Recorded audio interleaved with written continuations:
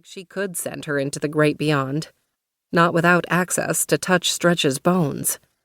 Even if she could, she wasn't sure she would send the woman away. That teen looks like she's going to be a ton of trouble if I can't get her into the light. Ryley sighed. Her bravado slowly dissipated like air from a leaky tire. Her stomach tightened in unease. Stretch appeared in the front seat. "You can handle her. I have faith." Faith wasn't a luxury Ryley could afford. She'd once had faith in a system that could hide her and keep her safe. She'd had faith in medical professionals that could save her mother's life. Both had failed miserably. "Why don't you go do some recon and tell me if it's an open casket?" Ryley nodded toward the chapel. "I thought you'd never ask." Stretch grinned as she disappeared. At 5, Ryley had witnessed a murder and then tried to kill her dad. At 6, she'd testified and sent a man to prison, got a new identity, and picked up the ghostly stripper as a best friend. Her therapist said those were her formative years, before she'd really had a choice. Once she reached the age to know better, she simply didn't care and picked which vices would keep her alive. So this wasn't all her fault. Not really.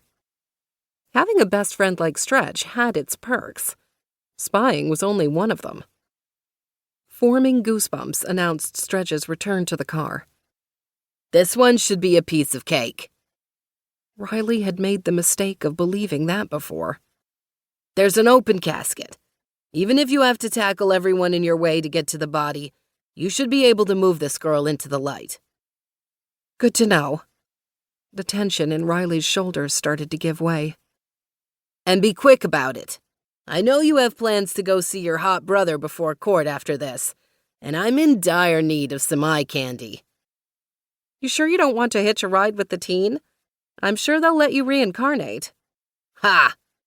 The sharp laugh was followed with a deadpanned look. "Can you imagine what they'd send me back as? I'd probably be a rat, or worse."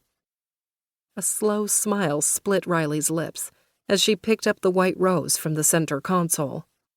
"But what if it was something much better?" Ryley asked. "It sounds like you're trying to get rid of me." Stretch balked. "Maybe." "Now why would I do that?" "You'd miss me," Stretch said matter-of-factly. "If you say so." Ryley tried to hide the humor in her eyes.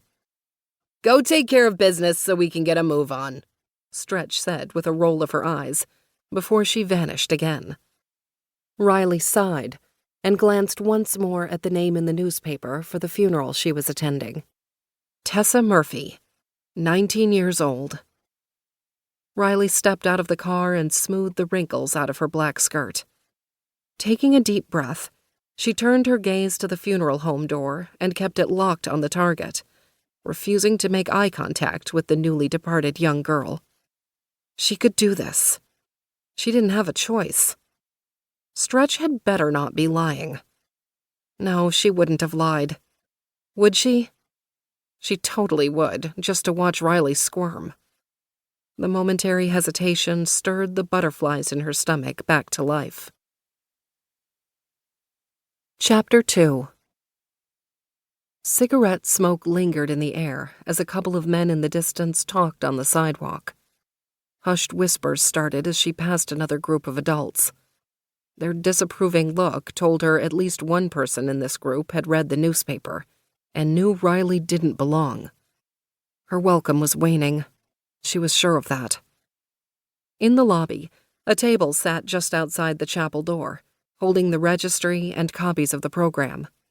She grabbed a program to add to her collection of souvenirs, but bypassed the registry. She never left proof of her attendance. Soft music was playing as she stepped into the chapel. A couple of seated people were dabbing at their teary eyes. Others were in murmured conversation. Pews creaked as people claimed their spots.